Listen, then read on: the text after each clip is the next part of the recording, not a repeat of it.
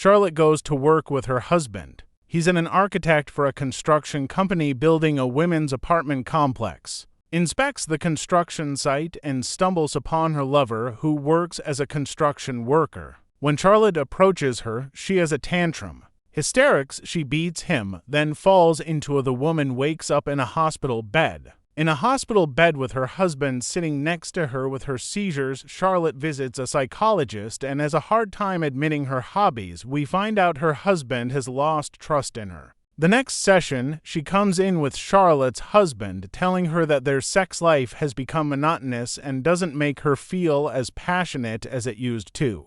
In a joint training session, she confesses to cheating and the psychologist asks about the difference between husbands and lovers. I explain that I like two-touch men. Max is perfect, but now I'm aroused by men's imperfections and ugliness. In this situation, I feel sorry for Max, who despite the deceit and betrayal by a loved one trying to sort things out and mend their relationship, and they're having scandals. And he's filing for divorce. The medical tribunal has handed down a verdict that Charlotte be struck off the medical register and immediately dismiss her on the basis the opinion of a psychologist who found her association with patients is inadmissible. He notes a lack of conscience, remorse for her deeds, and sexual dependence on her male patients after Charlotte bring their husbands to their apartment of lust and debauchery to save their marriage. The couple moves to India, where they give birth to 2 twins.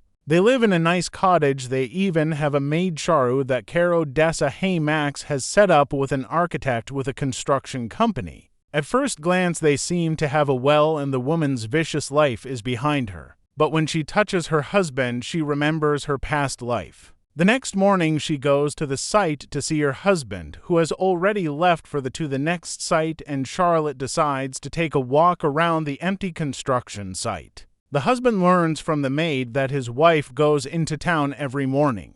Max's bed is made uncomfortable by the thought that his wife to climb in after the old one. He silently leaves. Charlotte comes back to the new building. And it's important to be alone. She lies down and closes her eyes and remembers her past. Max decides to follow her. He finds his wife sitting alone, who is lost in her thoughts at night. The man tries to figure out what's wrong with her. He admits that sometimes he doesn't recognize her. She seems like a stranger to him the next day. They go on a trip together and it seems that their relationship is slowly getting better. Pretty married woman has built a successful career as a doctor, but her fascination of sleeping with her patients is changing her. This beautiful blonde name is Charlotte. She's choosing an apartment for rent. The most important criteria: soft bed and a bathroom. She gives money to the tenant. We learn that the woman from Berlin to Neiman, take your son from the pool in the evening, read him a story, and put the child to bed.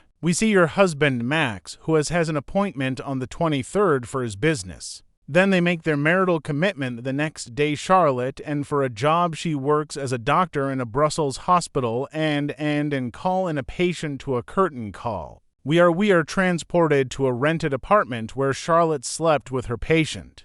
Turn out to be a seemingly decent married woman, has a strange fascination with sleeping with her patients. Sleeps with her patients, completely different men, hairy, short, with different body constitution. She's satisfying her sexual needs that can't be filled by her husband Max. After satisfying those, she goes to university in the land of giving to students and hospital. He notices a bald man who takes his blood pressure, invites him to her place for intimacy. After the manual method of giving the pleasure that works is getting closer to a full-figured man who comes in on after his antics. A woman, as if nothing had happened, spends time with her family. After getting close in bed, she and her husband confess their love and kind of let it go, but the next day she's back her nest of secret desires. She sits down on the chair and watches her lover. We see a naked and older man who's crazy about her sneaking up on his mistress because his pleasures. Charlotte is late for school for a talking to her son's class at night. Her husband asks if he's doing well, as if suspecting something wrong.